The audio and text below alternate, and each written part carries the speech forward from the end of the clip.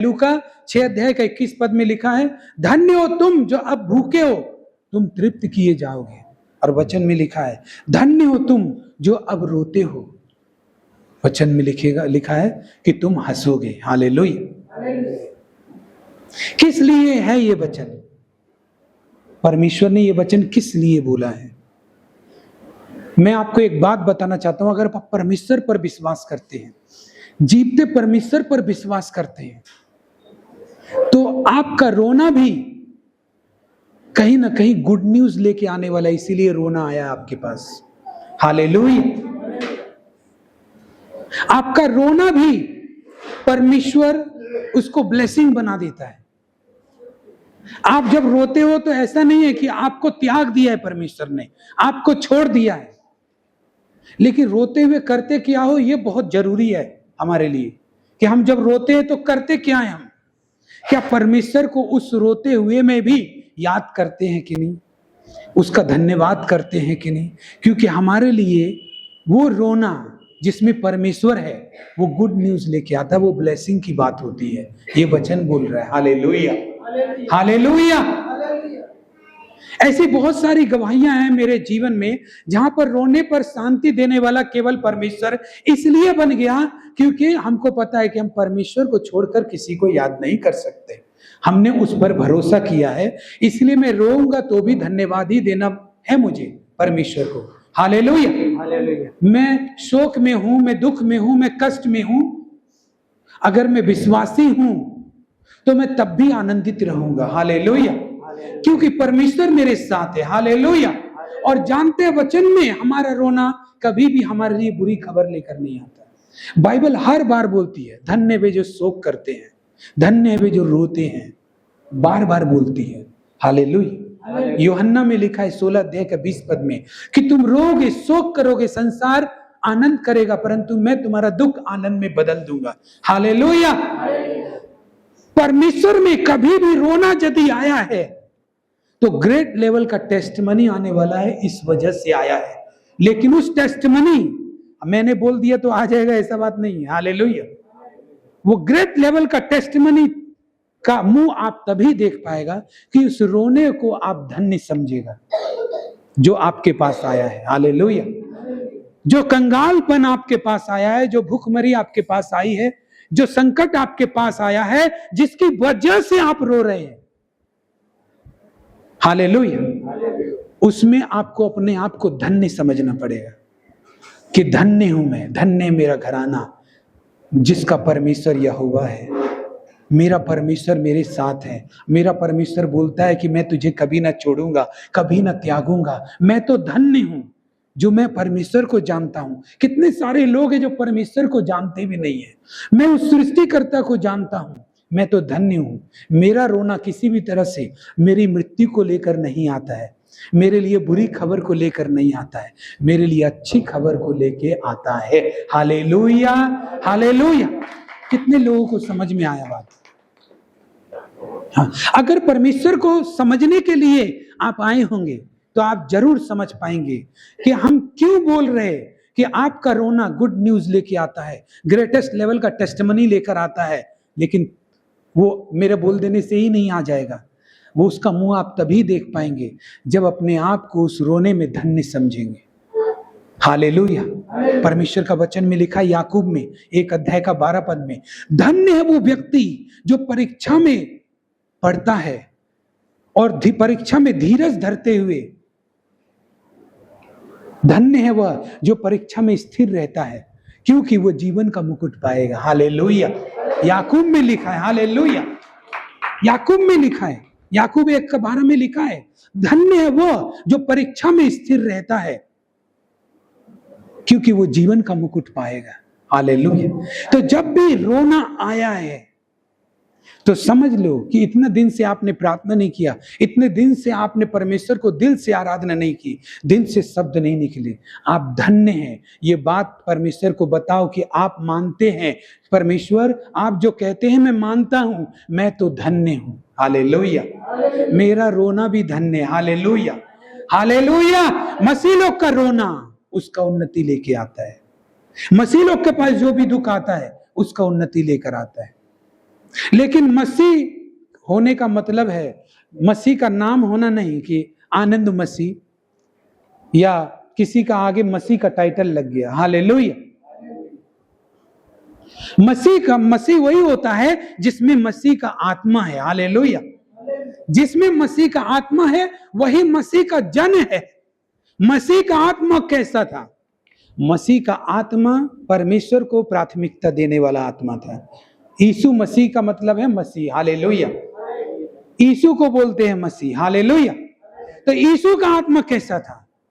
यीशु का आत्मा परमेश्वर को प्राथमिकता देने वाला आत्मा था। यीशु का आत्मा, मसीह का आत्मा एक प्रार्थना करने वाला आत्मा था। हालेलुया। मसीह का आत्मा परमेश्वर को प्रसन्न करने वाला आत्मा था। मसीह का आत्मा बाट जोहने वाला आत्मा है। हालेलुया। किसी भी कीमत से अपना जगह नहीं छोड़ने वाला आत्मा को मसीह का आत्मा कहते हैं। हालेलुया। किसी भी कीमत पर अपना जगह नहीं छोड़े। यीशु मसीह का विरोध हुआ। यीशु मसीह के लिए लोग कितने सारे बातें बोलते थे। यीशु मसीह को कैद खाने में डाल दिया गया, यीशु मसीह को क्रूस पे भी डाल दिया। लेकिन जिस विश्वास का जगह में वो खड़ा है परमेश्वर के सामने, उससे नहीं हटा वो। हालेलुया। हालेलुया। कितना लोग समझ रहा है बात को? गुड। देखो, मेरा ये जगह चेंज हो सकता है मैं इस चर्च में नहीं बोल करके दूसरी जगह बोल रहा हूं, लेकिन विश्वास में मैं उसी जगह में हूं जहां पर परमेश्वर मुझे देख रहा है। ऐसी आपका भी एक विश्वास में जगह है जहां पर आप परमेश्वर को दिखते हो। हालेलुया। जैसे मसीह नहीं हटा, वैसे ही मसीह का जन भी उस जगह से नहीं हटना चाहिए, उस विश्वास का जगह से जहां पर परमेश्वर उसको देखता है। हालेलुया। हालेलुया। जहां से परमेश्वर उसकी प्रार्थना को सुनता है, जहां से परमेश्वर उसके करीब आता है। इसीलिए मसीह लोग का रोना उसका उन्नति लेकर आता है। अब मसीह कौन है? जो बपतिस्मा ले लिया वो नहीं, जिसके अंदर ये वाली आत्मा है कि वो परमेश्वर को प्राथमिकता देता है, हर चीज में वो परमेश्वर को प्रथम स्थान देता है, सबसे बढ़कर पहले परमेश्वर है उसके लिए। अगर उसके पास ऐसी आत्मा है कि दुख दर्द आता है तो रोता चिल्ला करके रोते हुए चिल्लाते हुए पब्लिक को नहीं बताता, वो पहले परमेश्वर को बताता है। हालेलुया। अगर बताने से भी कुछ नहीं हो रहा होता है तो वो उसमें उसका धन्यवाद करता है। किसका? परमेश्वर का। कि परमेश्वर धन्यवाद, आप मेरे साथ हैं। हालेलुया। अगर मैं इस विपत्ति से नहीं निकल पा रहा हूं, इस परेशानी से नहीं निकल पा रहा हूं, तो आपकी कोई ना कोई योजना है। मैं पूरी तरह से आप पर भरोसा करता हूं। आपकी योजना में मेरे लिए कभी बुराई नहीं है। मैं धन्यवाद करता हूं इस परीक्षा के लिए, इस दुख के लिए, इन आंसुओं के लिए। मैं धन्यवाद करता हूं कि आपकी योजना के अनुसार मेरा जीवन चल रहा है। हालेलुया। हालेलुया। ऐसा ठहराव मसीह के अंदर होता है। चाहे वो कोई भी विश्वासी हो सकता है, आज भवन में बैठा हुआ, किसी भी कोने में बैठा हुआ वो आदमी कोई भी हो सकता है, चाहे बपतिस्मा लिया हो चाहे ना लिया हो, उसके अंदर भी ये भावना हो सकती है कि मैं परमेश्वर के लिए जीऊंगा, मैं परमेश्वर को प्रथम स्थान दूंगा, मैं परमेश्वर जहां पर मुझको, जिस जगह पर मैंने अपने आप को दिखाया उस जगह से हटूंगा नहीं। बेशक मेरी जगह बदल जाएंगी, बेशक लोग बदल जाएंगे, लेकिन वो जो जगह है मैंने परमेश्वर के पास बनाई है विश्वास से कि मैं उसका जन हूं, मैं उसकी संतान हूं, मैं उसका पुत्र हूं। प्रभु तू मुझ पर दया कर। ऐसी जगह जो बनाई है उस जगह से मैं नहीं हटूंगा, चाहे कितनी भी परीक्षाएं आए, चाहे कितने भी दुख आए, चाहे कितनी भी परेशानी आए, क्योंकि मैं जानता हूं जो लोग परीक्षा में स्थिर रहते हैं वो जीवन का मुकुट पाते हैं। हालेलुया। हालेलुया। हालेलुया। काम करने दो, अपनी जुबान को चुप रहने दो। कभी कभी जुबान बोल उठती है कि परमेश्वर ये क्या कर रहे हैं आप, मेरे दुख की प्रार्थना को क्यों नहीं सुन रहे आप, मेरी परेशानी को क्यों। जुबान बोल उठती है। जुबान को तो काबू करना बहुत जरूरी है। मसीह लोगों को सबसे ज्यादा जुबान को काबू करना बहुत जरूरी है। हालेलुया। वो परमेश्वर को भी दोष लगा देती है ना। बात ये है, वो समझती नहीं है कुछ भी। ये जो हम लोग का जुबान है वो कुछ समझता नहीं है। वो चाहे तो परमेश्वर को भी कुछ बोल दे, लेकिन दिल में परमेश्वर के लिए हमारे कुछ नहीं है, लेकिन फिर भी जुबान का भरोसा नहीं है, क्या बोल दे। हालेलुया। शायद यही बोल दे, परमेश्वर के रहते हुए फिर भी मैं दुखी हूं। शायद यही बोल दे, परमेश्वर तो कुछ नहीं कर रहा है, मेरा तो इतना परिस्थिति खराब हो गया। शायद यही बोल दे कि परमेश्वर पर हम विश्वास तो करते हैं लेकिन आज तक कुछ नहीं किया, ये चीज बोलना परमेश्वर को इनकार करना है, परमेश्वर को दोष देना है। हालेलुया। लेकिन आप दिल से ऐसा नहीं चाहते, लेकिन आपकी जुबान बोलती है। इसलिए जुबान को काबू में रख करके उस दिन का इंतजार करो जो प्रभु ने अगर बोला है कि परीक्षा में जो व्यक्ति, वचन में अगर लिखा है परीक्षा में जो व्यक्ति स्थिर रहता है जीवन का मुकुट पाता है, तो मैं देख रहा हूं कि मेरे जीवन का मुकुट कब आएगा। बस हालेलुया। मैं जीवन का मुकुट देखना चाहता हूं, परमेश्वर के वचन को पूरा होते हुए देखना चाहता हूं, इसलिए मैं चुपचाप रहूंगा, उसकी बात जो होगा, जहां अंतिम लेवल तक परमेश्वर मुझे दुख में ले जाएगा उस अंतिम छोर तक जाऊंगा, लेकिन देखूंगा कि जीवन का मुकुट मिलता है कि नहीं, क्योंकि परमेश्वर ने बोला है, वचन में लिखा है, वो आदमी जीवन का मुकुट पाता है जो परीक्षा में स्थिर रहता है। हालेलुया। स्थिर रहने वाला मनुष्य किसको बोलते हैं? जो परमेश्वर को सुख के समय में जैसे धन्यवाद करता हो, दुख के समय में बिल्कुल नहीं बदला, वैसे ही करता है। हालेलुया। जैसे सुख के समय में चर्च भाग भाग के आता था, वैसे ही दुख के समय में भी आता है। जैसे दुख के समय में भाग भाग के आता था, वैसे ही सुख के समय में भी आता है। वो बदलता नहीं है। हालेलुया। आज कई लोगों का यहां पर ना आने का कारण यह भी हो सकता है कि आज उनकी जिंदगी में कुछ जरूरत नहीं है, आज उनके सेहत ठीक है। हालेलुया। ये भी हो सकता है। कई लोगों का यहां ना आने का कारण ये हो सकता है कि वो बिल्कुल सेहतमंद हो और उन्हें कोई जरूरत ना हो, इसलिए उन्हें इंपॉर्टेंट नहीं लगता कि मैं आज जाऊं चर्च। लेकिन असली विश्वासी क्या है? जो खराब समय था तब तो आया ही, लेकिन सुख का समय में भी वो वैसे ही आता है। क्यों मालूम है? क्योंकि उसने अपना जगह परमेश्वर को पास में बनाया है। हालेलुया। वो जब जाता है तो उसका परमेश्वर उसको देखता है भवन में। हालेलुया। उसको आशीष देता है, उसकी सुनता है, उसके पास खड़ा होकर उसकी आराधना को सुनता है, उसकी प्रार्थना को सुनता है, उसको उत्तर देता है।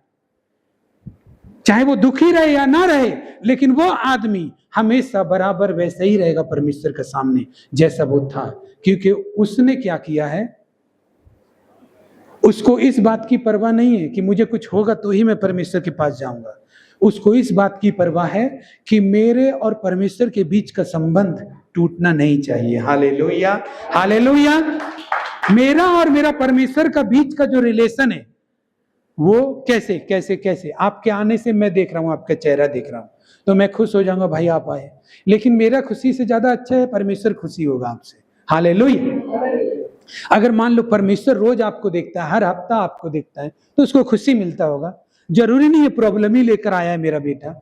मेरा बेटा हर संडे चर्च में आ जाता है, हर रविवार को आ जाता है, प्रार्थना करता है, कुछ रहे दुख रहे तो भी, मुसीबत रहे तो भी वो वैसा ही है, बदला नहीं है। हालेलुया। ये चीज खुशी देती है, ये चीज परमेश्वर को खुशी देती है। ठीक वैसे ही जैसे एक टीचर की क्लासरूम में जब बच्चा रोज आता है स्कूल, हालेलुया, ऐसे ही टीचर को खुशी मिलती है ना, ऐसे ही परमेश्वर को भी खुशी मिलती है। उसके सब जो विद्यार्थी है वो सब मौजूद है वहां पे। हालेलुया।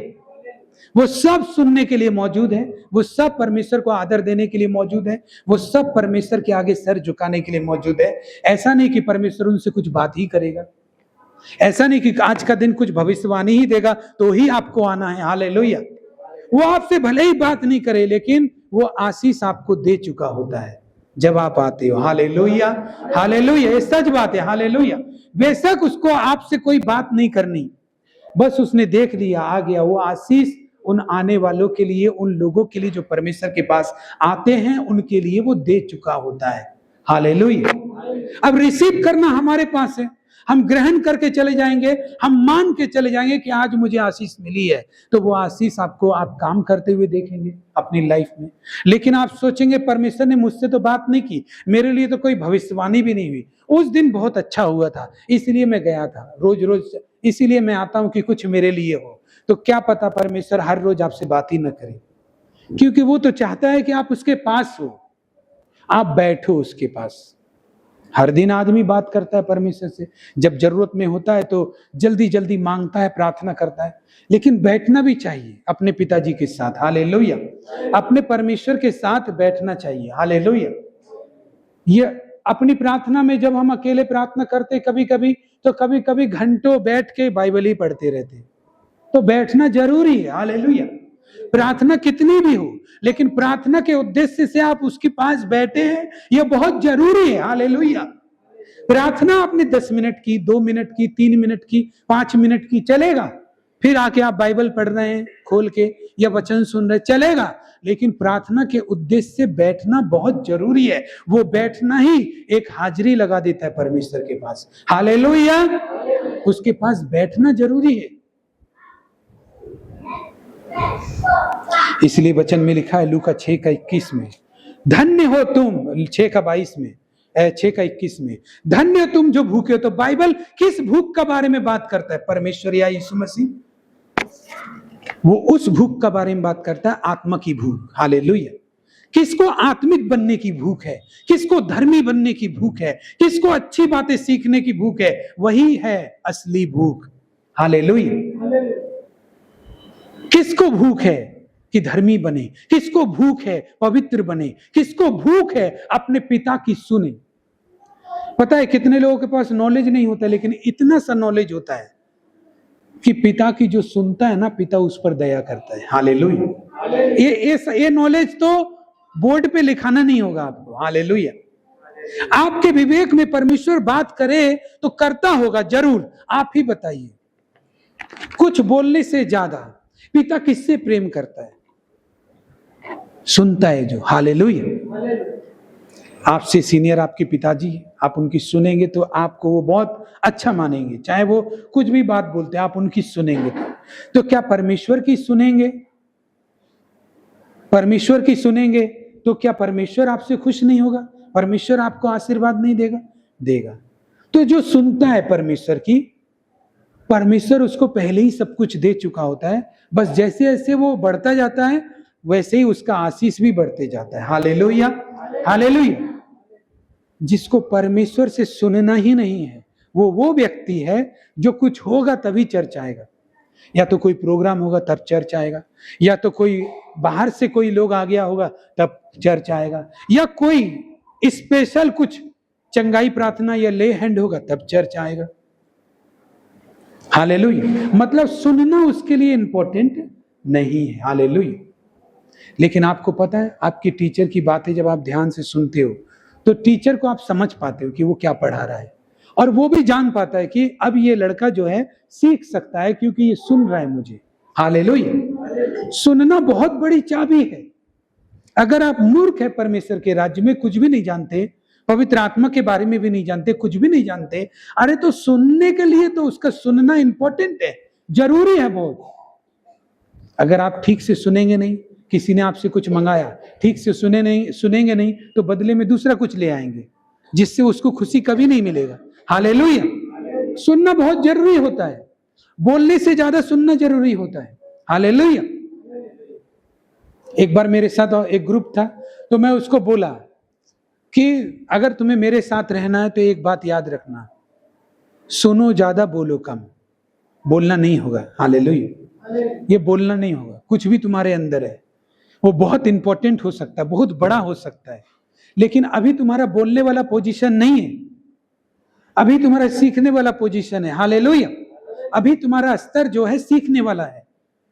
अगर तुम बोलोगे और सुनोगे कम तो तुम मत रहो हमारे साथ। सुनना ही पड़ेगा, बोलो मत, हो चलेगा। हालेलुया। कुछ भी मत बोलो, कुछ नहीं बोलना होगा। दर्द हो रहा है वो भी नहीं बोलना होगा, खुशी मिल रहा है वो भी नहीं बोलना होगा। सुनना जरूरी है। हालेलुया।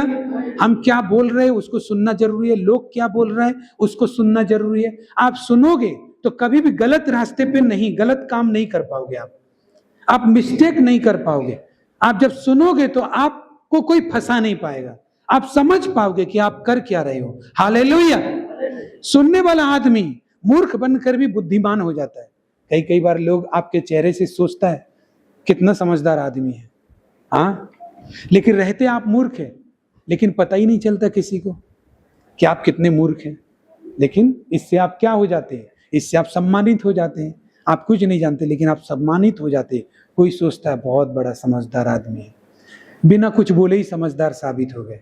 लेकिन कहीं बोला और उसमें मिस्टेक किया तो आप कितना भी अच्छा कपड़ा पहने हो, आप डिग्री जैसे लिया ऐसे आदमी की तरह बैठे हो, वो आपको मूर्ख समझ लिया तो सब कुछ बह गया पानी में, समझो। हालेलुया।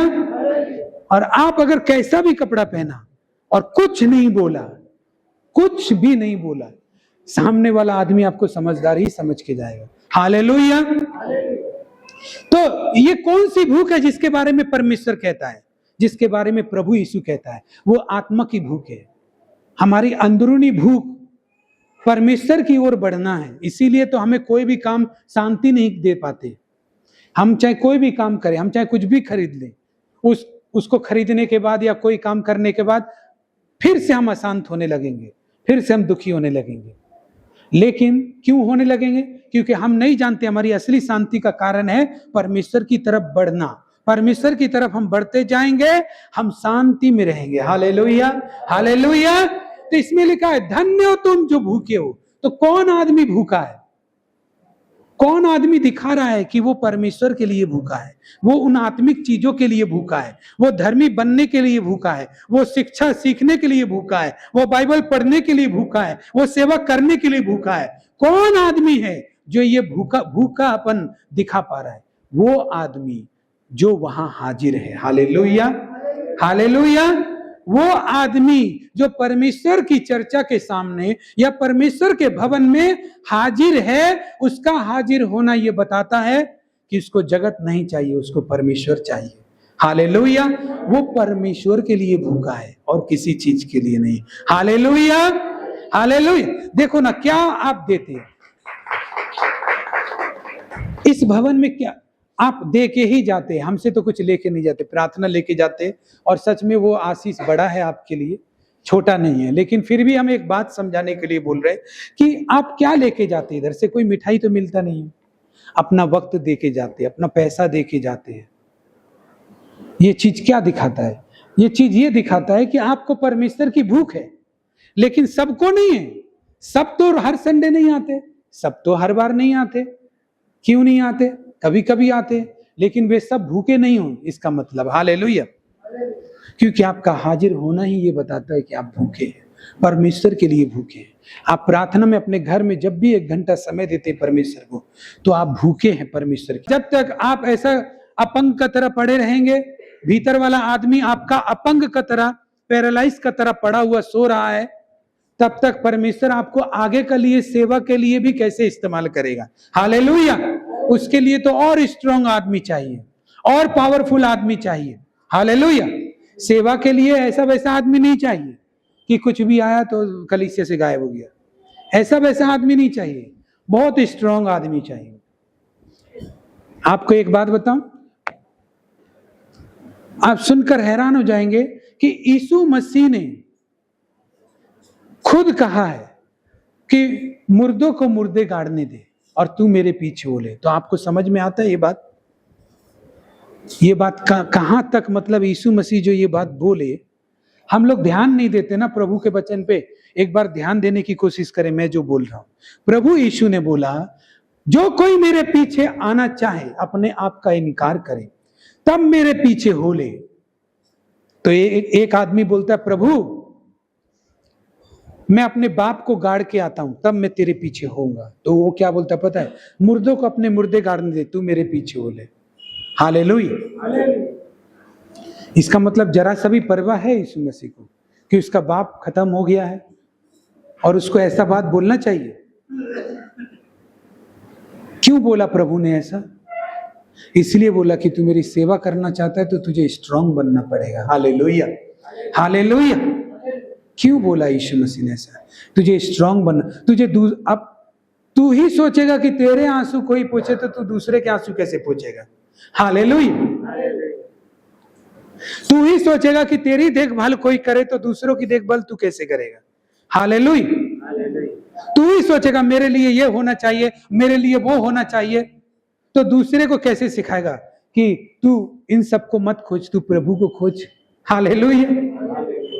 तुझे स्ट्रांग होना पड़ेगा। यहां पर प्रभु एक चेला को पीछे आते समय स्ट्रांग करने के लिए बोलते हैं। दूसरा बोलता है, प्रभु मैं अपने खेत में जाता हूं, बहुत काम है। तो उसने बोला, अगर कोई मेरे पीछे चलना चाहे, और वो उस मनुष्य के समान है जिसने अपने हल के ऊपर पैर रखा और फिर पीछे मुड़ के देखता है। इससे वो अंगूठा कट जाएगा उसका।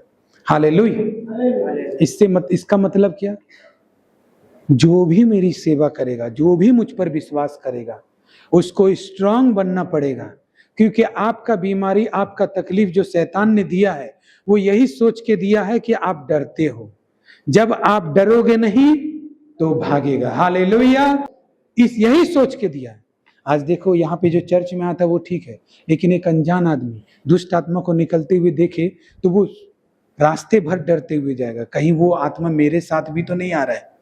रास्ते भर डरते डरते जाएगा कि मुझे रास्ता में तो कुछ नहीं हो जाएगा, जबकि यहां होगा जो कुछ भी हुआ।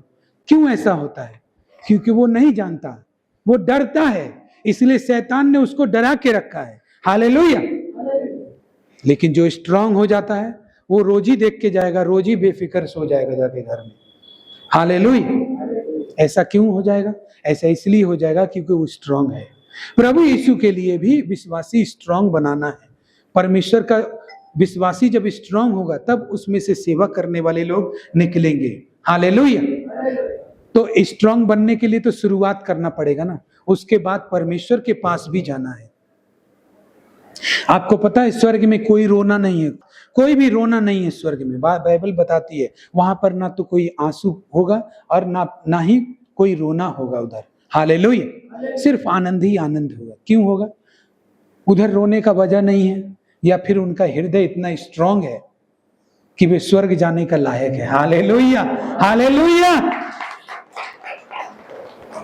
क्या वो लोग रो नहीं सकते? पवित्र आत्मा भी तो स्वर्ग से आया। हालेलुया।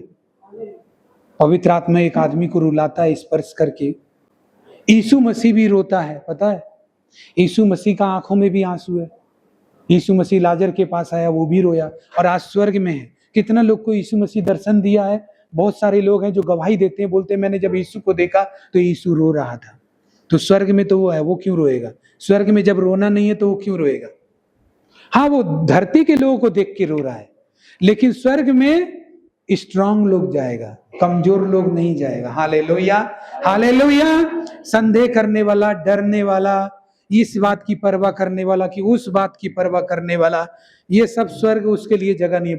बाइबल कहती है कि डरपोकों का स्वर्ग राज्य में प्रवेश नहीं होगा, लोभी का प्रवेश नहीं होगा, डरपोकों का प्रवेश नहीं होगा। हालेलुया। हालेलुया। तो आपका अंदर का मनुष्य जागेगा कैसे? वो जगाने के लिए आपको परमेश्वर के पास आना होगा। अब परमेश्वर के पास तो आप ऐसे आने वाले बिल्कुल भी नहीं है। ऐसे ही आने वाला होता तो अभी ये चर्च में बहुत पूरा एकदम भीड़ लग जाता, बाहर तक आदमी हो जाता। ऐसे तो कोई आने वाला ही नहीं। जब तक पीछे सांप नहीं पड़े तब तक आने वाला है नहीं। हालेलुया। हालेलुया। ये सच बात है। हालेलुया। तो आने वाला है नहीं। तो क्या परमेश्वर जबरदस्ती सांप लगाता है? नहीं, परमेश्वर नहीं रखता। वो हम जितना परमेश्वर से दूर भागेंगे ना, उतना ही सांप हमको परमेश्वर के पास भगाएगा। हालेलुया। वो जो शैतान है ना, जितना हम परमेश्वर से दूर भागेंगे वो उतना ही आपको ऐसा तंग करेगा कि वो सोचता है कि वो आपको तंग करके खुश होगा, लेकिन वो नहीं जानता उसका ज्यादा तंग करने से वो ज्यादा प्रभु के पास आएगा। हालेलुया। और ये बात हम बोल भी रहे। हो सकता है कि जैसे कि बाइबल में लिखा है कि शैतान जो है स्वर्गदूतों के बीच में आकर भी बात सुन लेता है। वो सुन भी रहा होगा लेकिन मानेगा नहीं वो, क्योंकि उसका अहंकार ऐसा है कि असली बात सुनेगा तो भी नहीं मानेगा। अगर शैतान यहाँ पे खड़ा है और मैं उसको बोलूं कि शैतान, तुमको पता है तुम जितना सताएगा आदमी को, तुम सोचते हो कि प्रभु से वो दूर चला जाएगा, तुम जितना सताएगा उतना अच्छा है, वो प्रभु में आ जाएगा। हालेलुया। लेकिन वो ये बात एक्सेप्ट नहीं करेगा। क्यों नहीं करेगा? यही एक्सेप्ट कर लेगा ना तो सब कुछ उसका घुटना भी परमेश्वर का आगे टिक जाएगा। यही एक्सेप्ट नहीं करेगा, जिंदगी में नहीं करेगा। भले ही उसको तंग करना छोड़ देगा लेकिन एक्सेप्ट नहीं करेगा ये बात। हालेलुया। क्योंकि शैतान बोलते किसके? शैतान तो उसी का नाम है जिसके अंदर अहंकार बहुत है, अलग लेवल का अहंकार है, जो अच्छी बातों को भी इग्नोर करता है, जो सत्य को भी इग्नोर करता है। एक अलग तरीके का दोष लगाने वाला भाव शैतान का अंदर है। शैतान जहां भी रहेगा उन लोगों का में भी दोष लगाने वाला चीज, और उन लोगों में भी सच्चाई को ग्रहण करने वाला ना करने वाला चीज रहेगा। वो लोग भी सत्य कितना भी बोलो उनको समझ में आएगा, लेकिन वो नहीं समझेगा क्योंकि उसका वश में है। हालेलुया। हालेलुया। धन्य हो तुम जो भूखे हो, तृप्त किए जाओगे। तो वही लोग तृप्त किया जाएगा। आप गाड़ी के लिए रो रहे हैं, आप घर के लिए रो रहे हैं, नौकरी के लिए रो रहे हैं, तो आप परमेश्वर को नहीं खोज रहे। परमेश्वर का वचन बोलता है कि तुम भूखे होगे तो तुम तृप्त किए जाओगे। Hallelujah, hallelujah. परमेश्वर के लिए भूखे होने से हमें परमेश्वर तृप्त करेंगे, परमेश्वर हमें देंगे। लेकिन बात यहां पर आ जाती है, हमारी प्रतिक्रिया अलग हो जाती है। मैं एक बात सुनाता हूं, वो पढ़ के सुनाता हूं आपको। दूसरा राजा 5 अध्याय में है। दूसरा राजा 5 अध्याय का 1 से लेके 14 तक लिख लीजिए, बस लिख के रखिए, घर में पढ़ना। यहां पर एक घटना होती है। नामान नाम का एक कोढ़ी आदमी रहता है। वो राज्य में क्या होता है, सेनापति होता है, बहुत सूरवीर होता है। उसकी कहानी बहुत प्रचलित होती है। तो उसके घर में उसने इजराइल से एक लड़की को, 12 साल की लड़की को बंदी बना के अपने पास ले आया। और वो लड़की अच्छी थी, इसलिए उसने अपनी पत्नी के सेवा में करने के लिए उस लड़की को रख दिया घर में। अब नामान नाम का जो आदमी था, वो सेनापति था, उसके कोढ़ था, कुष्ठ रोग था, बहुत भरा हुआ था बदन उसका कुष्ठ रोग से। तो क्या हुआ, ऐसे तो सब लोग उसका वाह वाह करते थे, लेकिन जब वो घर में आता था तो निराश हो जाता था, क्योंकि अपने कपड़े बदलते समय वो ये देखता था कि लोग मुझे सूरवीर सूरमा समझते हैं, लोग मुझे क्या क्या नहीं समझते हैं, लंबा चौड़ा एक सेनापति, लेकिन वो लोग जानते नहीं है कि मेरे पास कितना दर्द है, क्योंकि कपड़ों के अंदर छिपा रहता है वो चीज, तो वो दिखता नहीं है किसी को भी। लेकिन वो सेनापति जब भी घर आता तो वो देखता होगा, एक दिन वो पत्नी से बात करने लगा और वो लड़की सुन रही थी जिसको गुलामी में बंदी बना के लेके आया, और वो लड़की इजराइल की थी। उसने कहा, अगर मेरा स्वामी इजराइल के सोमरोन भविष्यवक्ता के पास चला जाए तो वहां का भविष्यवक्ता अगर उसको हाथ बढ़ाकर उसका कोढ़ को छुए और हाथ बढ़ाकर उसका कोढ़ दूर करे तो मेरा स्वामी शुद्ध हो जाएगा। हालेलुया। एक गुलामी में आई हुई लड़की परमेश्वर के बारे में बताती है। हालेलुया, बताती है। आज लोग अपने परिवार में पूरे आजाद हैं परमेश्वर के बारे में बताने के लिए, पूरे आजाद हैं। अपने मम्मी पापा भाई बहन सबको आजाद है, लेकिन कोई भी अच्छा रास्ता पे आने के लिए यीशु मसीह का नाम उनको नहीं बताएंगे। हालेलुया, पूरा आजाद है, कोई दबाव नहीं है, कोई प्रेशर नहीं है। हालेलुया, पूरा। लेकिन एक बंदी में बनाई हुई लड़की गुलामी में आने के बाद भी उसने ये हिम्मत जुटाई कि जब उनकी परेशानी सुनी तो उसने अपने परमेश्वर यहोवा के बारे में उनको बताया। तब उसकी पत्नी ने बोला, देख ये लड़की क्या कहती है, अगर तू इसकी बात सुनकर चला जाए तो तेरा रोग अच्छा हो जाएगा। अब इजराइल से तो वो बंदी बनाकर लेकर आया लड़की। किसी भी दुश्मन देश में अगर सरकारी लोगों को जाना है तो बिना इजाजत के नहीं जा सकता।